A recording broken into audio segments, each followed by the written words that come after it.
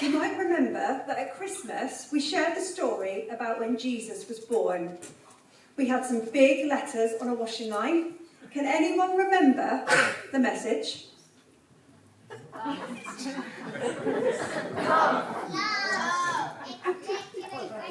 It is, it's here. It's literally written. Love continues through the Easter story.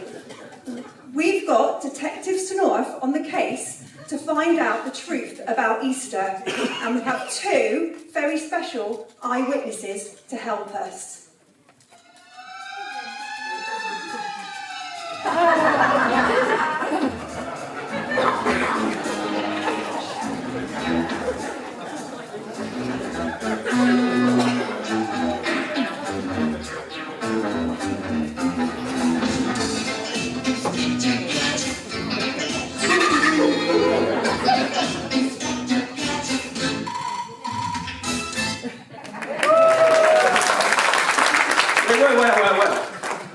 Welcome, Detective. Please tell us what you have found out about Easter. Well, this case is impossible. I've got these hot cross buns, well, one left now because we have done 9 assemblies, and this Easter egg. And they're eaten every Easter, and I'm sure that they must have something to do with what is being celebrated. Well, I've got 2 eyewitnesses this morning, but I can't seem to fit all the pieces together. It's nearly 2,000 years since the events occurred. So how can I be expected to find out the truth? I mean, how can I... Oh, hello. There with.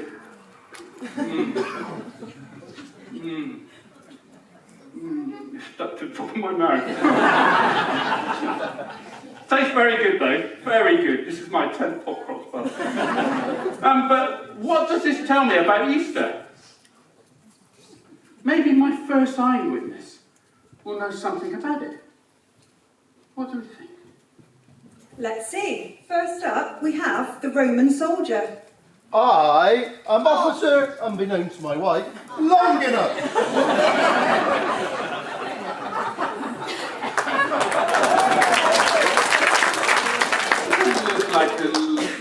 You look like a gladiator. What's your gladiator name? Longinus. What is my real name? And don't start making up lines that I'm not prepared. Well, Longinus. Well, that's a bit of a strange name, but I am longing for another bite of this hot cross bun. No, Detective Snorf, stop thinking about your stomach and concentrate on the evidence at hand. From our first key witness, this is Longinus, the Roman soldier. He was at the first Easter nearly 2,000 years ago. Right, so I know you at the first Easter, and how do I know that? She just told us. And what can you tell me about these? Can you stop talking with your mouth full? Sorry. Always told that. What do we have here? So we have a giant hot cross bun. Please, can I see it? You can have it. No, I'm sorry. Thank you. Bit audience participation. She always gets the big hot cross bun, and I get these little tippy cut in half ones. Look, there's a scroll.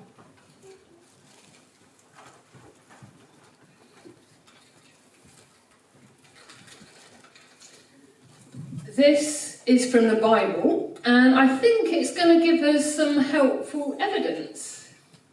Do you think you can read it? I think I can. So this is from the Bible. It says, the soldiers make fun of Jesus. The soldiers took Jesus inside to the courtyard of the governor's palace and called together the rest of the company. They put a purple robe on Jesus, made a crown out of thorny branches, and put it on his head. Then they began to salute him. Long live the King of the Jews! They beat him over the head with a stick, spat on him, fell on their knees and bowed down to him. When they had finished making fun of him, they took off the purple robe and put his own clothes back on him. Then they led him out to crucify him. The wooden cross was a really, really serious device for punishing criminals or anyone who stepped out of line. If you questioned or challenged authority, that was it. You paid the price. But Jesus, well, he was different. He wasn't a criminal. He told people about Jesus. He made sick people better. There was really no reason why he should have been punished to death. It just wasn't fair, but Pilate just couldn't win, so he ordered his death. And as a good Roman soldier, I have to follow my orders. So we roughed him up a bit and then nailed him to a cross. So this hot cross bun here reminds us of the cross Jesus died on. Well, that doesn't sound like anything to celebrate. Or maybe he didn't die. Maybe he just escaped. That would be worth celebrating. That would be worth celebrating. I haven't finished reading the scroll yet. Here's some more. With a loud cry, Jesus died. The curtain hanging in the temple was torn in two from top to bottom. The army officer who was standing there in front of the cross saw how Jesus had died. This man was really the Son of God, he said. Jesus definitely did not escape. I made sure he was dead. But in that moment, I knew it was true, that Jesus really was the Son of God. But it was too late, and that's all I can say. But how can this delicious bun be a reminder of such a horrible death? Although it seems really sad that Jesus died because he hadn't done anything wrong, Christians call the day that he died Good Friday. It was good because it was the start of something wonderful. Jesus let himself be put to death on a cross because it was going to mean all kind of good things for me and for you. It was all part of the plan. Well, I'm not sure I understand all this yet, but at least we've worked out one bit of the puzzle. I really, really hope that Easter eggs aren't a reminder of something horrible too.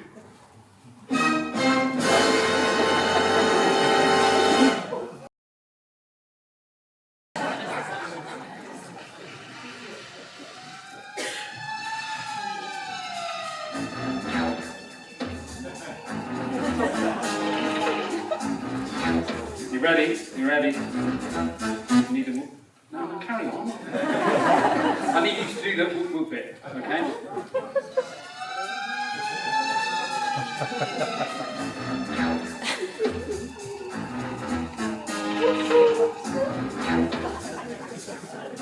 A couple, yeah.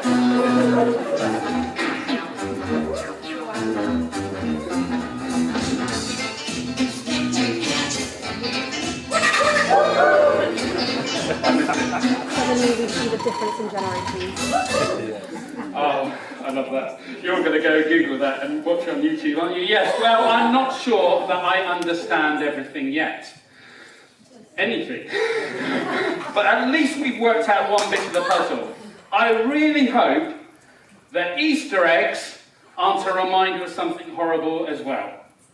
Maybe my second witness has an answer for this.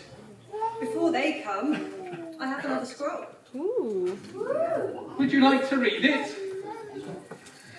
I'd love to.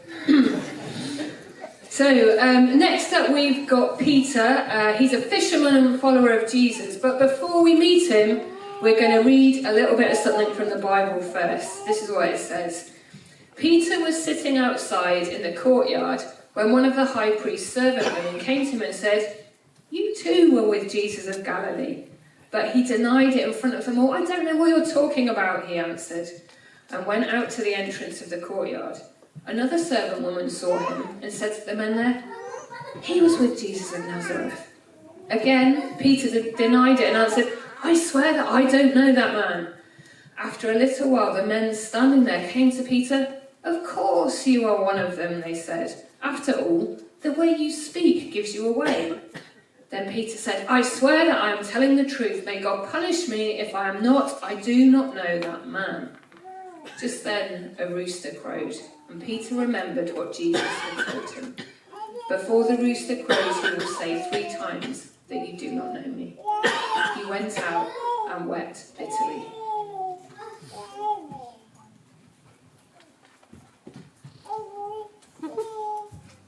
Oh, Peter! I don't think we should talk to him. Why did you pretend not to know Jesus? That is so mean. I don't like Peter. I don't like Peter. I don't want to see him. Hang on a second. This isn't the end of Peter's story. Let's be kind. Peter, come over here.